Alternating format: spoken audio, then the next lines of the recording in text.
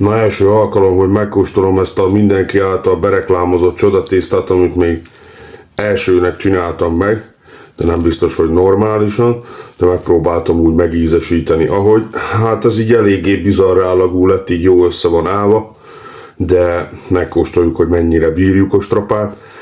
Állítólag rohadt erős egy valami. Várjatok, mert most egy normális kamera beállást próbálnék csinálni. Most ennyi sikerült, majd legközelebb lehet, hogy több lesz. Úgyhogy most csak így tudom megmutatni, hogy mennyire ilyen kis ASMR, vagy mi a faszom,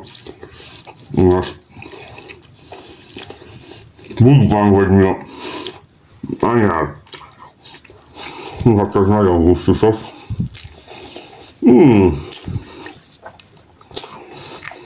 Hú, a kurva anyát, ez szép.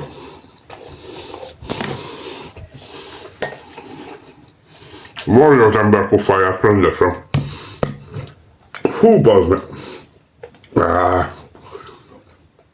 Jó ízű, olyan sajtos, de fú, nagyon brutális, hát. Mondjuk jó összeállt, ebből már valami rakott tésztát is lehetne csinálni. Hát,